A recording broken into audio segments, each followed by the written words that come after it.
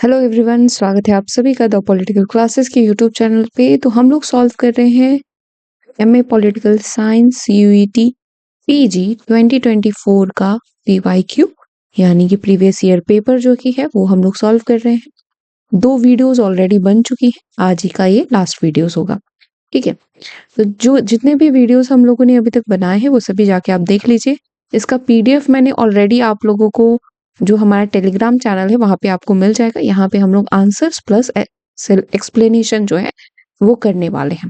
ठीक है, चलिए तो आज का क्वेश्चन जो बाकी के बचे क्वेश्चंस थे वो देखते हैं। Which of the following book has not been written by doctor B R Ambedkar? इनमें से कौन सी पुस्तक डॉक्टर बी आर अम्बेडकर द्वारा नहीं लिखी है?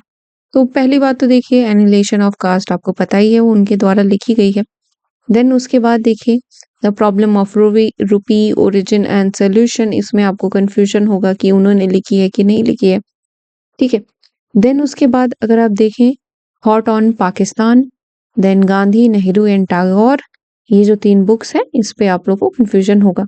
तो रुपए की समस्या पे भैया ये भाई बहुत अच्छे विचारक थे, आपका इकोनॉमिक्स थे, इन्होंने पीएचडी की डिग्री है इनके पास और पढ़े लिखे बहुत ज्यादा थे, तो ये इनकी बुक रहेगी। एनिहिलेशन ऑफ कास्ट तो ये तो रहेगी। थॉट्स ऑन पाकिस्तान ये भी इनकी बुक है। गांधी नेहरू एंड टैगोर, क्योंकि गांधी के बारे में भाई ये उतने ज्यादा इन्होंने कुछ लिखा नहीं है तो आप देख सकते हो, तो ये इनकी बुक हो जाएगी। बुक्स रिमेंबर करना जरूरी है, अम्बेडकर की वहीं से पूछी जाती है तो ध्यान रखिएगा। Who said the politics is the authoritative allocation of values because values are allocated through implementing decision, not just by making them? इसने कहा कि राजनीतिक मूल्यों का आधिकारिक आवंटन है क्योंकि मूल्यों का आवंटन निर्णयों को लागू करने के माध्यम से किया जाता है, न कि केवल उन्हें बनाने के द्वारा। तो सिस्टम सिद्धांत जो है उसके थ्रू आपके डेविड ईस्टन जो होते हैं वो इसको देते हैं। बहुत ही इजी है, जहां पे और पे भी आपको अथॉरिटेटिव एलोकेशन ऑफ वैल्यूज अगर दिखेगा, गो विथ डेविड ईस्टन। ठीक है, पूरा क्वेश्चन पढ़ के दीजिएगा। ठीक है, राजनीतिक मूल्यों का आधिकारिक आवंटन, जो भी पॉलिसीज बनती हैं, जो भी नियम कानून इम्प्लीमेंटेशंस होते हैं, उस पे जो फीडबैक आता है वो सभी किस वजह से होता है? वो सभी एक्चुअली समाज की ही मांगे होती हैं। अगर कोई भी पॉलिसी हमारी बन रही है, कोई भी पॉलिसी बन रही है तो जनरली समाज का ही, सोसाइटी का ही, एनवायरनमेंट से निकली हुई होती हैं, इनका यही कहना है। और आगे चल के जब उन पे कोई समाज से जो मांगे निकलती हैं वो जब आगे चल के पॉलिसी बन जाती है, उसी को हम लोग क्या कहते हैं? मूल्यों का आधिकारिक आवंटन कहते हैं। Then match the list very क्या कहते हैं, अगर आप देखोगे तो बहुत ही इजी है। जॉन रॉल्स, भाई जॉन रॉल्स का आप थ्योरी ऑफ जस्टिस, अगर जिसने ये नहीं जाना फिर उसने क्या ही जाना है।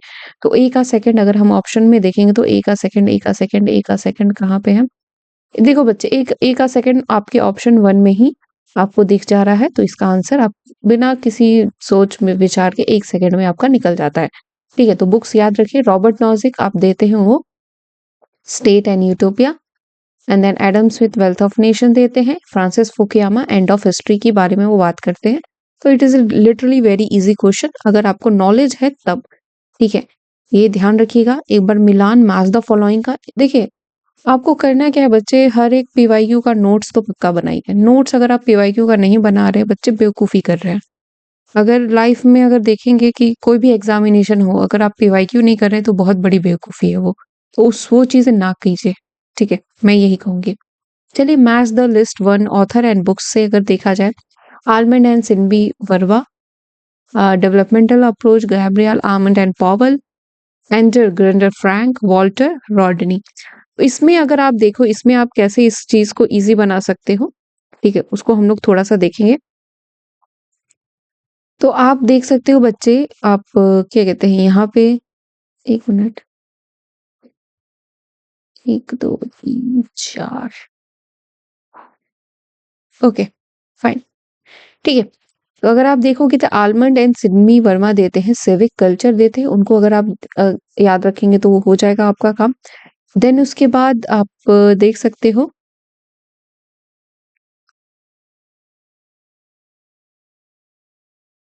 आपका गैब्रियल आलमंड एंड पॉल, आपकी कंपैरेटिव पॉलिटिक्स, ए डेवलपमेंटल अप्रोच जो है उसको वो लोग देते हैं। ठीक है, तो ये आप देख सकते हो, ये हो जाएगा आपका, मिल जाएगा। तो अगर आपको Gabriel Almond and Sydney Verma के बारे में आपको पता है तो वो आपको ध्यान रखेगा। ठीक है। देन उसके बाद आप सी का देख लीजिए, तो सी का आपका सेकंड हो जाएगा, and Gunder Frank, because he is the supporter of, is not a very good supporter of capitalism. ये ध्यान रखते हुए आप मार देंगे इस पे, इसका आंसर आपका हो जाएगा। ठीक है। तो जनरली कोशिश कीजिए कि आप नॉर्मल चीजों के पीछे भागे, तो वो ज्यादा बेटर रहेगा, आपके लिए इजी हो जाएगा। इजी क्वेश्चंस के इजी चीजें याद रखिए, बेसिक क्वेश्चंस जो है वो याद रखिए, बेसिक जो क्वेश्चंस आपसे पीवाईक्यू में, क्योंकि वो आपका ग्रेबियर, आर्मंड, सिडनी और वनवा, सिविक कल्चर, ये कंटिन्यूसली पूछे जाने वाला, हर 4 सालों में या पहले भी एमए पॉलिटिकल साइंस के जो एग्जामिनेशंस होते थे उसमें भी पूछा जाता था, तो ये कोई नई चीज नहीं है। ठीक है। In the 1971 India-Pakistan War, US sent which of the its aircraft carried to the Bay of Bengal in support of Pakistan? ठीक है, ये आपका आ जाएगा Indian foreign policy, Indian foreign policy से आपका सवाल आ जाएगा। ठीक है, तो ये ध्यान रखिएगा। तो जब 1971 में इंडिया पाकिस्तान वॉर चल रहा था, जिसमें कि बांग्लादेश जो राज्य बना था उसके लिए हम लोग उसका सपोर्ट कर रहे थे, तो कौन सा उन्होंने जो एक एयरक्राफ्ट था वो उन्होंने भेजा था। ठीक है, तो आपका ये आंसर होगा थर्ड 7 फीट। ठीक है, फुली फैक्चुअल क्वेश्चन है, याद रखेंगे तो आ जाएगा। ठीक है, तुक्का मारने पे कोई नहीं जाएगा भाई, माइनस नेगेटिव मार्किंग रहती है आपकी, तो ये ध्यान रखिएगा।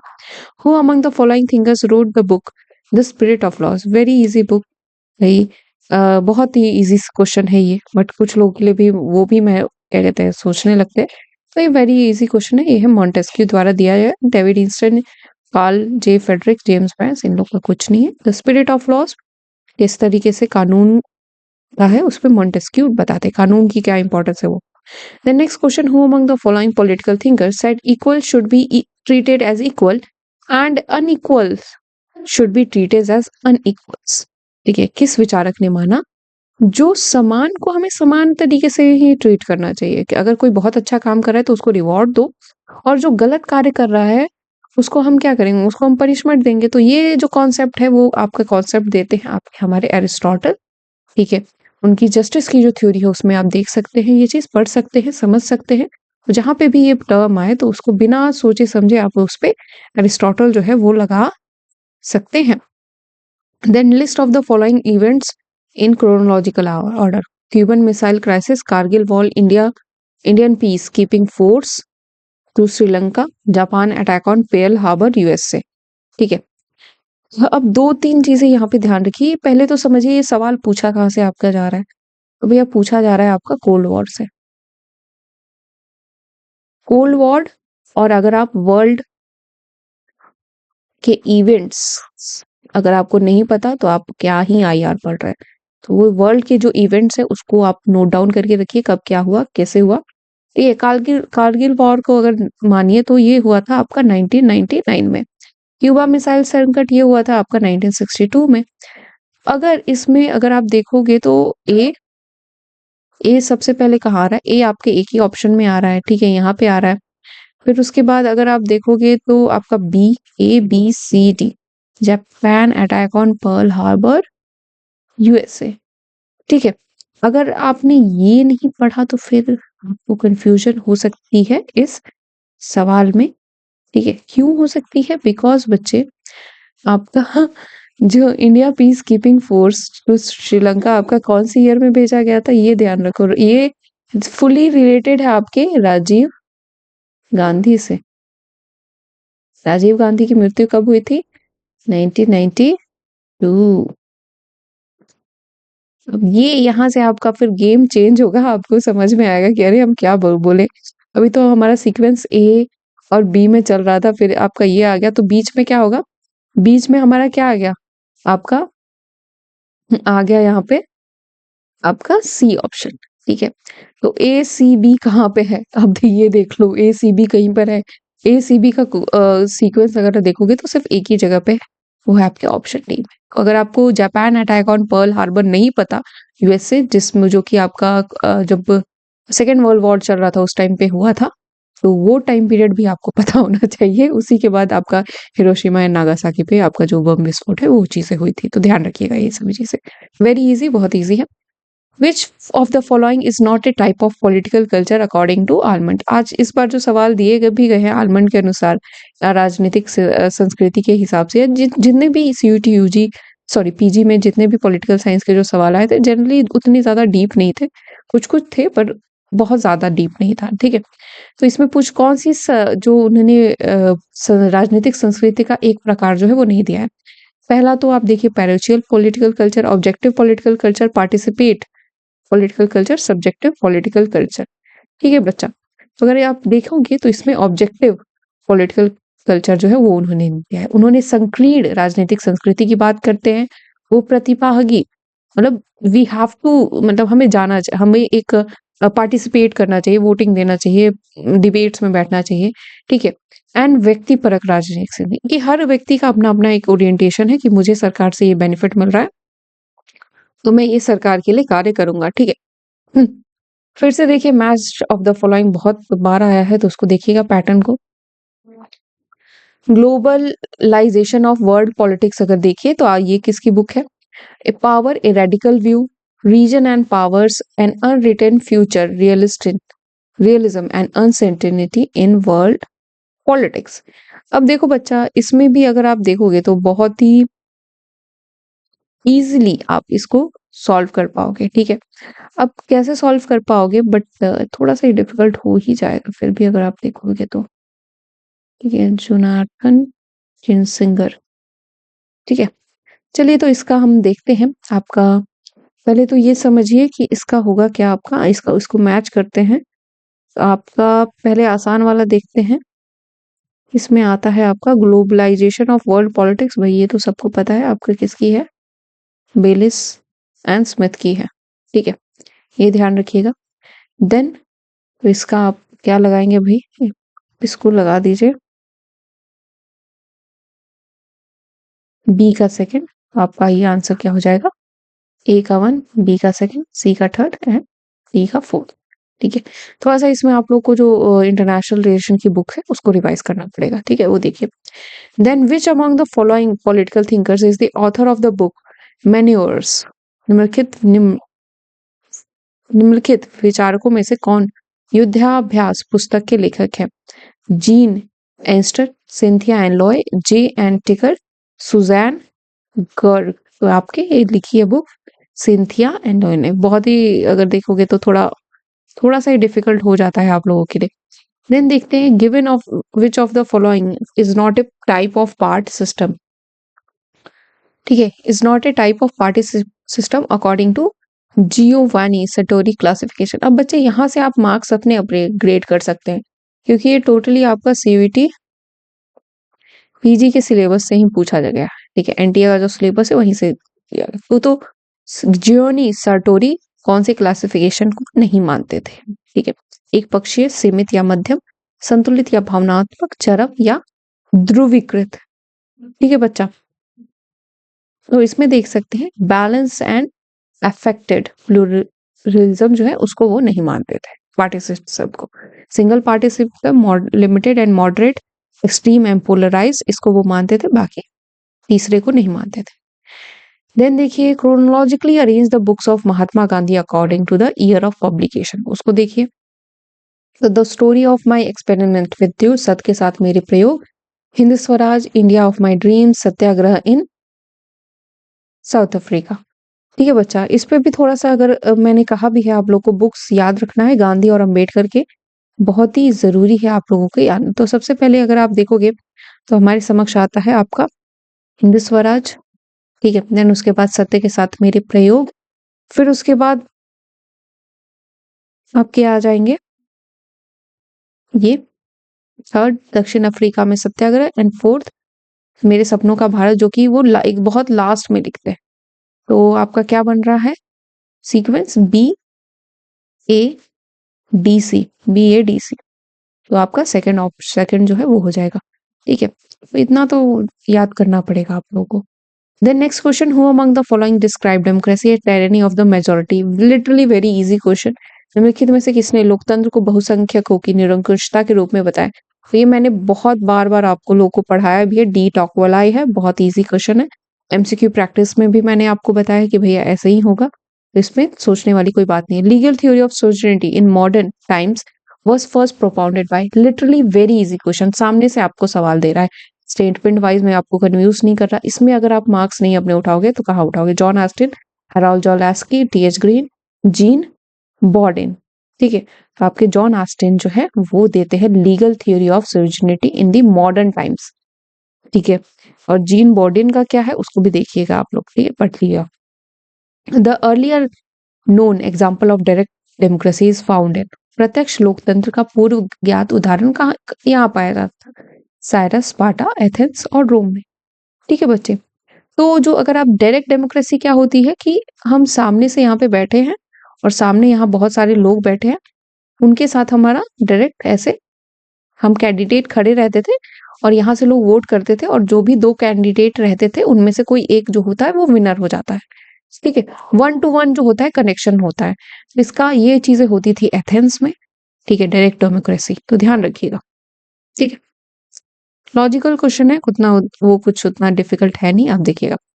Then arrange the following, which of the following statement is are correct regarding the basic exemption of realism. Realism से जो है, भैया रुक जाए, रियलिज्म से जो है, realism explains power politics in terms of egoism, dependency theory is the key aspect of realism, statecraft and national interest are the key aspects of realism, balance of power is an essential to preserve the liberty of state। तो इसमें आपको choose करना है। ठीक है, कौन सा वाला आपका सही है? आपका हो जाएगा बच्चे, में कौन से कथन रियलिज्म की बुनियादी मान्यताओं में कौन से कथन सही है? ठीक है,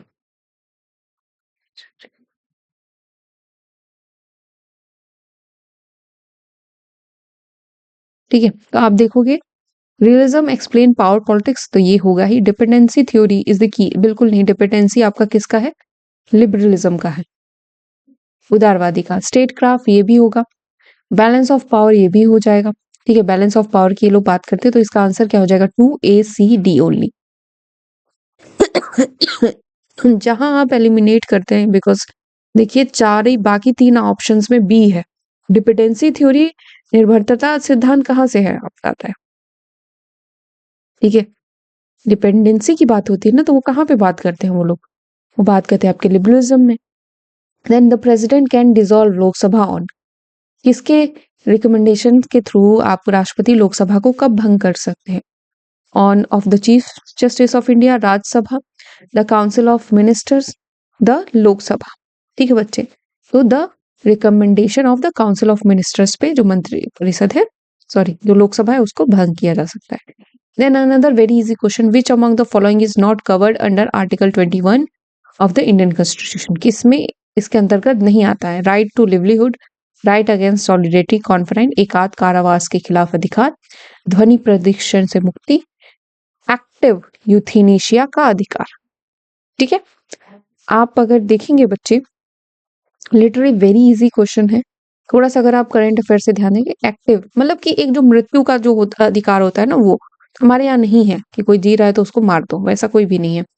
नेक्स्ट क्वेश्चन देखिए, मार्क्स की ऐतिहासिक भौतिकता की अवधारणा के बारे में निम्नलिखित में से कौन सा कथन सही है? यहाँ पे सीधे पूछा जा रहा है, सही है। The term historical materialism refers to the materialistic conception of history, very good, सही है ये। The angels credited Marx with being the originator of historical materialism. Marx contend that political culture of society constituted by its relation of production is the real foundation of society.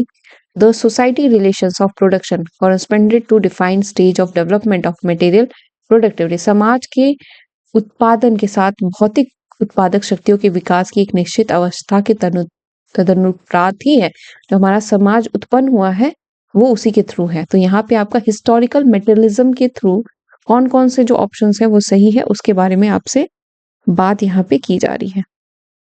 ठीक है बच्चा, तो इसका answer हो जाएगा A, B, D only.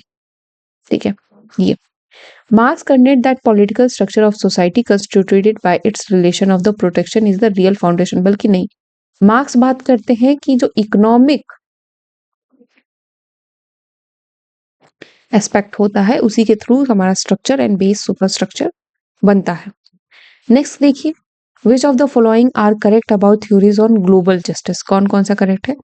Thomas Pogge in his work the laws of people has address some of issues of global justice, तो वही सही बात है। In his eighth principle, John Rawls seek respect for human rights and duty. Rawls distinguishes between domestic and global society. Thomas Pogge argues that there is a gap between global poor and rich due to the global institutional order. ठीक है, अब यहाँ से देखिए बच्चे, एक चीज और आप लोग को समझनी है कि आपका अगर देखोगे कि आप कभी भी देखो तो एक जो हमारा कनेक्शन होता है किसी से भी या किसी भी तरीके से, ठीक है, जब भी हम पढ़ते हैं पीवाईक्यूज को तो यहाँ से हम रिवाइज भी करते हैं, कुछ नई चीजें भी सीखते हैं।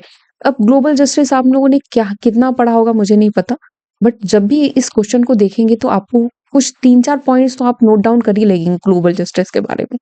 ठीक है, तो एक जब भी हम पीवाईक्यू सॉल्व करते हैं तो एक नया, जब भी एक नए कॉन्सेप्ट से रूबरू होते हैं, एक नए टॉपिक से रूबरू होते हैं, तो वहां से हमारी चीजें भी क्या होती हैं, बेटर जो है वो आपकी होने लगती है। ठीक है, तो यहाँ पे आपके ऑप्शन होंगे B C D only. Y?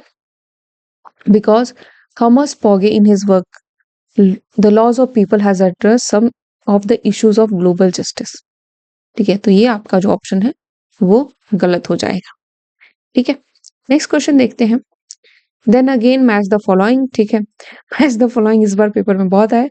JS मिल लिखते हैं आपके भाई, J S Mill, Robert Nozick, John Rawls, Machiavelli. Very easy, Machiavelli को आप द प्रिंस से मिला दीजिए। तो मैकियावेली डी का फोर्थ है, तो फिर डी का फोर्थ कहाँ पे दिया है? डी का फोर्थ आपका 2 जगह दिया है, चलिए ये नहीं होगा। तो डी का फोर्थ कहाँ पे दिया है आपका?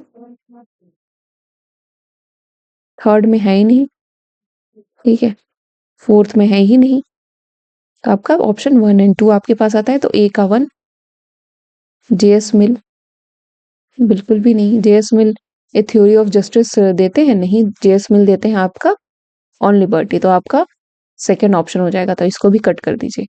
खटखट अगर आप एलिमिनेशन करेंगे तो रॉबर्ट नॉजिक देते हैं आपकी anarchy, state and theory, John Rawls देते हैं थ्योरी ऑफ जस्टिस। तो देखिए एक थ्योरी ऑफ जस्टिस से आपका कितना जो फायदा है जॉन रॉल्स की बुक्स उसके थ्रू हो रहा है। Then in which of the Marx writing is it said the history of all Hithorns exists society in the history of class struggle? Marks के विश्लेषण में यह बात करते हैं कि वर्ग संघर्ष के इतिहासों में सभी मौजूदा समाज का इतिहास है। ठीक है बच्चा, तो इसका आंसर हो जाएगा कम्युनिस्ट मैनिफेस्टो की जो बुक है उसमें वो बताते हैं। ठीक है, कि पूरा जो इतिहास है वो वर्ग संघर्ष पे है। Then next question, consider the following statement. राष्ट्रपति संवैधानिक संशोधन बिल को सिफारिश के लिए वापस नहीं भेज सकते पार्लियामेंट में। न्यायपालिका के पास संविधान में भाग लेने की शक्ति भी है। राज्य विधानमंडल के संशोधन के लिए कोई विधेयक प्रस्तुत नहीं कर सकते हैं।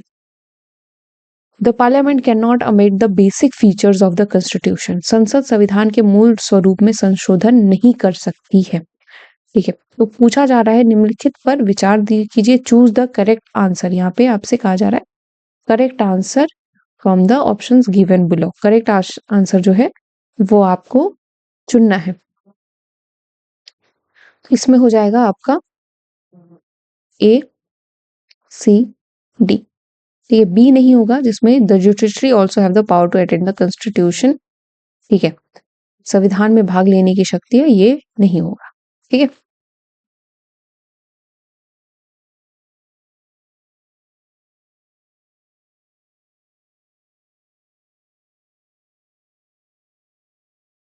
ठीक है, तो इसका आंसर हो जाएगा बच्चे ये। ठीक है, चलिए नेक्स्ट क्वेश्चन देखते हैं। Who among the following political thinker establish the आत्मीय सभा? वेरी इजी क्वेश्चन, अगेन से देखिए। ठीक है, इसमें आपका है राजा राम मोहन रॉय ने स्टार्ट किया था। नेक्स्ट क्वेश्चन देखते हैं, leaders and role in constitution making. ठीक है, डॉक्टर बी आर अम्बेडकर क्या थे? He is the chairman of draft film committee. तो बी का थर्ड यहाँ पे कहाँ पे? बी का थर्ड आपका एक ही जगह पे, तो थर्ड ऑप्शन आप मार के चलिए। ठीक है, doctor Rajendra Prasad, president of constituent assembly, Motilal Nehru prepare a constitution in India for in the 1928, ठीक है, member of the Sarojini Naidu, member of the constituent assembly. ये सभी बहुत इजी चीजें हैं। देन देखिए, Tashkent agreement, Shimla accord, Indo US nuclear deal, Ganga water sharing agreement, ये सब कब हुआ था, इसको हम लोग देखेंगे। तो आपका ताशकंद शिमला अकॉर्ड कब हुआ था बच्चे, आप देखिए, ठीक है, 1971 में आप लीजिए बी का फर्स्ट। बी का फर्स्ट यहाँ पे कहाँ पे है, बी का फर्स्ट आपका दिया गया है सीधे आपका फोर्थ ऑप्शन में। ठीक है, तो इसका आंसर क्या हो जाएगा, फोर्थ हो जाएगा। अगर आपको एक चीज पता है ना, एक चीज पता है, आप उससे ए का क्या हो जाएगा, ए का सेकंड ताशकंद एग्रीमेंट 1966 में हुआ था, एंड सी का आपका हो जाएगा fourth US nuclear deal, Indo US, जो कि मनमोहन सिंह जी के द्वारा किया गया था। गंगा वाटर शेयरिंग जो है एग्रीमेंट, वो 1996 में हुआ था। तो आपका ये क्वेश्चन भी सॉल्व हो जा रहा है फट से। नेक्स्ट क्वेश्चन देखिए, कलाक्रमक रूप से कार्ल मार्क्स के लेखन को प्रकाशन के वर्ष के अनुसार व्यवस्थित कीजिए। प्रकाशन बड़ा डिफिकल्ट फिर ये हो जाएगा आप लोगों के लिए। ठीक है, the communist manifesto, critique of Gotha programme, the German ideology, the 18 Brumaire of Louis Bonaparte. ठीक है बच्चा, तो इसको हम लोग देखते हैं। आपका पहला आएगा द जर्मन आइडियोलॉजी, ठीक है, देन उसके बाद आपका आ जाएगा फर्स्ट, सेकंड आपका द कम्युनिस्ट मैनिफेस्टो, देन उसके बाद आपके आएंगे थर्ड ये, एंड देन फिफ्थ फोर्थ आपका आ जाएगा critique of Gotha programme. According to chronology arrange the writing of Karl Marx according to the year of publication. इसका आंसर हो जाएगा बच्चे सी ए डी बी। ठीक है, ध्यान दीजिए। चलिए नेक्स्ट क्वेश्चन देखते हैं हम। Rousseau political philosophy furnish the basis for, Rousseau political philosophy furnish the basis of, इसके लिए ये बात करते हैं लोकप्रिय संप्रभुता की बात करते हैं, popular sovereignty, like how the जनता can do the their work, उसकी ये लोग बात पूरी तरीके से आपका करते हैं, कैसे जनता का एक जो इच्छा होती है वही सबसे सर्वोपरि होती है। Then which of the following events are matching with this year of occurrence, ठीक है, कौन कौन सा है। 2007 में आप देखिए में कसाब द्वारा मुंबई आतंकी हमला, terror on the parliament in 2013, आपका 2014 में पुलवामा आतंकी हमला, उरी अटैक इन 2016। तो अगर हम इसको देखें तो क्या मेल खाता है कि नहीं वो आपसे पूछा जा रहा है, ईयर वाइज क्या चीजें हैं। तो आपका पार्लियामेंट पे जो अटैक हुआ था वो 2001 में हुआ था, तो बी यहाँ पे कौन से नहीं है, बी यहाँ पे कहाँ पे नहीं है, फर्स्ट में भी है, सेकंड में भी है, थर्ड में भी है। ठीक है, 26/11, ठीक है,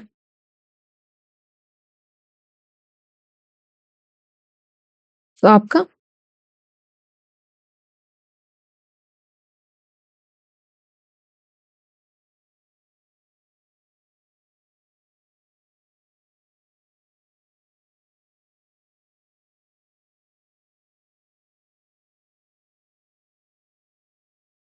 रुक जाइए, इसके बारे में रुकिए मैं बताती हूँ। ऐसे इसका आंसर जो ऑफिशियल आंसर की के थ्रू अगर आप देखोगे बच्चे, तो इसका आंसर हो जाएगा आपका 3 होना चाहिए, बट मुझे ये लग रहा है कि सिर्फ इसका आंसर जो होगा ए और सी होगा, पता नहीं क्यों मुझे ऐसा लग रहा है। ठीक है, ये होना चाहिए, ठीक है, बट इसका जो ऑफिशियल वो उसका बता रहा है बी एंड डी। चलिए इसको मैं बताती हूँ आपको, देन आगे बढ़ते हैं। Book and author, the Republic किसके द्वारा, प्लेटो के द्वारा लिखी गई है। लेवियाथन आपके हॉब्स के द्वारा लिखी गई है। And two treatises of government वो किसने लिखी है, लॉक के द्वारा लिखी गई है। तो ये भी फिर अगेन एक बहुत ही इजी क्वेश्चन है, अगर आप पढ़ रहे हैं रिवाइज कर रहे हैं तो फिर आपके लिए बहुत ही इजी ये क्वेश्चन हो जा रहा है। तो इसका आंसर क्या हो जाएगा, सेकंड हो जाएगा। ठीक है, ए का थर्ड, आपका बी का सेकंड, आपका Florentine history Machiavelli, and the two treatises of government आपके जॉन लॉक के द्वारा लिखे जाते हैं। और 10 क्वेश्चन है, उसको सॉल्व करके हम लोग आप लोगों से विदा लेंगे। Which among the following countries is not a member of SAARC, Afghanistan है, इंडिया है, और श्रीलंका है, नहीं है, सोचिए, श्रीलंका भी है। आपका म्यांमार नहीं है, म्यांमार किसका है, आसियान का मेंबर है। देन इसको देखते हैं, which of the following statement are correct about the council of states. Rajya Sabha विघटन के अधीन नहीं। राज्यसभा के 1/4 सदस्य प्रत्येक सेकंड की समाप्ति पर सेवानिवृत्त होते हैं। राज्यसभा ने अनुपातिक प्रतिनिधित्व प्रणाली को त्याग दिया है। नहीं, ऐसा कैसे हो सकता है? ठीक है, सदस्यों की सेवानिवृत्ति का क्रम राज्यसभा द्वारा शासित होता है। सदस्यों का कार्यकाल आदेश 1952 के तहत। ठीक है बच्चे, तो अगर आप देखोगे तो इसमें आपका जो करेक्ट है वो आपका ए है और सिर्फ डी है, बाकी बीच के नहीं होंगे। ठीक है, ठीक है, ये ध्यान रखिए क्योंकि हर 3 साल पे उन लोगों का होता है। एंड दूसरा, वो उन लोगों ने अनुपातिक प्रतिनिधित्व प्रणाली के थ्रू ही उनको किया जाता है, तो वो चीज रहेगी। ठीक है, करेक्ट पूछा जा रहा है तो यहाँ पे ए एंड डी है जो वो ही करेक्ट है। In the context of Savarkar idea of Hindutva identify the incorrect statement. Savarkar के हिंदुत्व के विचार में गलत कथन की पहचान कीजिए। सावरकर ने भारत की पहचान क्षेत्रीय या राजनीतिक राष्ट्रवाद के संदर्भ में नहीं की। हिंदुत्व की उनकी परिभाषा में वे धर्म शामिल थे जिनकी उत्पत्ति भारत के क्षेत्रीय भूगोल से के बाहर हुई थी। हिंदुत्व की एक अनिवार्य ये एक समान संस्कृति का अस्तित्व है। उन्होंने भारत की पहचान धार्मिक सांस्कृतिक दृष्टि से की और उसकी विशिष्ट सभ्यागत सीमा से पहचान की है। ठीक है बच्चा, तो इसको अगर हम देखेंगे तो इसका आपका जो आंसर होगा वो होगा 2। ये इनकरेक्ट है। आउटसाइड नहीं, वो बल्कि जो चीजें होती थी इनसाइड जो चीज है उस पे बहुत ज्यादा वो फोकस्ड रहते थे। चलिए बच्चा, तो हम आगे देखते हैं आगे के क्वेश्चंस कौन कौन से हैं। चलिए, ठीक है, 1 मिनट। ठीक है, which of the following countries is an example of coming together federation. ठीक है, there are 2 type of federation, coming together and holding together. ठीक है, तो 2 टाइप आपसे पूछा जा रहा है जिसमें कि अगर आप देखोगे तो स्विट्जरलैंड जो है वो इसके कमिंग टुगेदर फेडरेशन के अंतर्गत आता है। आप मुझे बताइए कि इंडिया जो है, इंडिया कौन से किसके अंतर्गत आता है? कमिंग टुगेदर के अंदर आता है कि होल्डिंग टुगेदर के अंदर आता है? ठीक है, इसका आंसर बताइएगा। And America also. नेक्स्ट देखिए, निम्नलिखित संगठनों को उनकी स्थापना के वर्ष के अनुसार कलानुक्रमिक रूप से व्यवस्थित करें। Arrange the following the organisation chronologically according to their year of establishment. ASEAN, NAM, UNO, SAARC. तो आपके 4 यहाँ पे है, 4 ऑर्गेनाइजेशन है। सबसे पहले अगर कौन सा आपका हुआ है उसको बात करते हैं। तो आपका सबसे पहले आपका यूएनओ, यूनाइटेड नेशंस ऑर्गेनाइजेशन, उसको देखिए। देन आप जा सकते हैं, तो आपका यहाँ पे आपको सी यहाँ पे आपका 2 जगह दिया है, तो ए और बी को आप कट कर दीजिए। ठीक है, कट से आप उनको कट कर देंगे तो हो जाएगा। देन ठीक है, देन उसके बाद तो आप अभी अगर इस पे देखें, देन उसके बाद आपका आ जाएगा नाम। ठीक है, नॉन अलाइनमेंट मूवमेंट जो है वो आपका हुआ था 1961 में, इसका वो ऑफिशियल सबमिट हुआ था। देन आप उसके बाद अगर देखेंगे तो उसके बाद आसियान एंड देन आपके सार्क जो है वो आ जाता है। ठीक है, आसियान का शायद 1967 एंड देन उसके बाद सार्क आपका 1985 में बनता है, और ये इनका तो आपको पता है 1945। ठीक है, आपका ऑप्शन क्या हो जाएगा? 4th हो जाएगा। ठीक है, खट से आप मार के आप हटिए और अपना 4 नंबर जो है वो आप अपनाइए। Arrange the following events of Cold War in a chronological manner. Soviet invasion of Pakistan, Korean War, Berlin War, Soviet invasion of Hungary. It is literally very important. मैंने आप लोगों को बार बार कहा है कि वर्ल्ड में को क्या घटनाएं, क्या इवेंट्स चल रहे हैं उसको आप लोगों को पता रहनी चाहिए। ठीक है, तो सबसे पहले आपका अगर आएगा इवेंट्स में, अगर आप देखोगे आपका आ जाएगा फर्स्ट आपका कोरियन वॉर, देन आपके बाद उसके बाद सोवियत इन्वेंशन, देन आपका आप बर्लिन वॉर को लेके चलिए। 1 मिनट, बर्लिन वॉर को आप लेके चलेंगे थर्ड, देन लास्ट में एकदम आपका आएगा फोर्थ, अफगानिस्तान पर सोवियत का आक्रमण।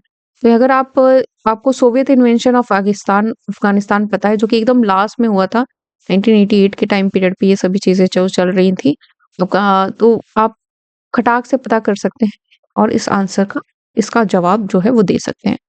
कोल्ड वॉर के इवेंट्स तो आप रट ही लीजिएगा आप सभी लोग। Then what are the main reasons for the collapse of communism and end of the cold war? क्या साम्यवाद के पतन और शीत युद्ध के अंत के मुख्य कारण क्या थे? तो the structural weakness of Soviet style communism, Soviet शैली के साम्यवादी की संरचना कमजोरिया की उसके उसके लिए बात की जा रही थी। अफगानिस्तान पर सोवियत का आक्रमण उस वजह से, गोरबाचोव की जो सुधार की प्रक्रिया का प्रभाव था उस पे, और आर्थिक सांस्कृतिक वैश्वीकरण का जो प्रॉब्लम चल रहा था उस पे हम लोग अगर देखें तो वो बहुत ज्यादा आपका देखोगे। ये 4 ऑप्शंस आपको दिए, choose the correct answer option given below, तो आपको चूज करना है। तो अगर आप देखोगे बच्चे तो यहाँ पे आपका the Soviet invention of Afghanistan, इससे कोई वो उतना है नहीं। देन अगर आप देखोगे तो आपका जो स्ट्रक्चरल वीकनेस ऑफ अंदरूनी जो इंटरनल जो चीजें हैं वो बहुत ज्यादा अच्छी नहीं थी। इकोनॉमिक एंड कल्चरल ग्लोबलाइजेशन से वो लोग डील नहीं कर पा रहे थे, इस वजह से आपका इसका आंसर क्या हो जाएगा? ए सी डी। ये सभी चीजें जो थी वो कहीं ना कहीं से बहुत ज्यादा इफेक्ट कर रही और उसी वजह से सोवियत का पतन हुआ। Chronologically arrange the following events related to global environment, पर वैश्विक पर्यावरण से संबंधित निम्नलिखित घटनाओं को कालानुक्रमित रूप से व्यवस्थित करें। Kyoto protocol, Rio earth summit, Copenhagen summit and Johannesburg summit. अगर देखोगे बच्चे तो अगर आप इसको क्रोनोलॉजिकल ऑर्डर में लगाओगे तो जितने भी आपका इवेंट्स हुए हैं उन सभी को आपको लगाना पड़ेगा। फर्स्ट आपका आता है रियो अर्थ समिट, देन उसके बाद क्योटो प्रोटोकॉल, देन आपका जोहान्सबर्ग समिट जो है वो आपका आ जाएगा। थर्ड कोपेनहेगन शिखर सम्मेलन, ये सभी आ जाएगा। देन लास्ट में सी आपका आता है, आंसर होगा थर्ड। तो जितने भी क्लाइमेट इश्यूज है उसको भी को आप लोग को देखना चाहिए। Then which of the following writs is issued by supreme court in case of illegal detention of person? किसी व्यक्ति की अवैध हिरासत के मामले में क्या है? तो ये भी सवाल आपका उठता ही है, तो ये होता है हैबियस कॉर्पस। ठीक है, तो ये हम लोगों के क्वेश्चन थे, 3 पार्ट्स में है आप लोग का पीवाईक्यू पूरा। तबीयत खराब होने की वजह से मैं उसको कंटिन्यू ही नहीं कर पा रही थी, बहुत ज्यादा प्रॉब्लम अभी चल रही है, अदरवाइज बहुत कुछ डिले में चल रहा है। आपका इंटरनेशनल रिलेशन हो, चाहे और भी बहुत सारे टॉपिक्स है जो कि हम लोगों ने लगा के रखे हैं आप लोगों के लिए, तो वो बहुत ही मुश्किल हो रहा है। तो कोई भी कंफ्यूजन हो, कुछ भी ना समझ में, आज हमारा 2024 का पीवाईक्यू समाप्त हो रहा है। आगे चल के हम और भी जो एमसीक्यू प्रैक्टिस यानी जो मोस्ट एक्सपेक्टेड जो एमसीक्यूज है उसको हम लोग करेंगे। इसी के साथ thank you so much. Channel को लाइक शेयर एंड सब्सक्राइब करना आपकी जिम्मेदारी है ताकि ये बहुत सारे बच्चों तक पहुंच पाए, क्योंकि हम फ्री में ये सभी चीजें कर रहे हैं ताकि बच्चे बेनिफिट हो। जो बच्चे अफोर्ड नहीं कर सकते उन लोगों के लिए हम ये कोर्स लेके आए हैं। तो thank you so much and all the best for your preparation. बच्चा पढ़िए and I will request notes पक्का बनाइएगा। पीडीएफ आप लोगों का जा चुका है टेलीग्राम चैनल पे 2024 का, तो आप उसके नोट्स पक्का बनाएं। नोट्स नहीं बनाओगे बच्चे बहुत मुश्किल आएगी, बहुत ज्यादा मुश्किल आएगी। पीवाईक्यू का तो पक्का बना के रखो, कम से कम उतना ही आप ध्यान रखोगे, उतने ही कॉन्सेप्ट अगर आपको 75 कॉन्सेप्ट अगर याद रहेंगे तो कम से कम उसमें 50 तो 50 क्वेश्चंस तो लगते ही हैं कहीं ना कहीं से। तो just make the notes, please make 1 pager note, 2 pager note, 3 pager notes and revise it regularly. ठीक है, thank you so much and all the best for your preparation.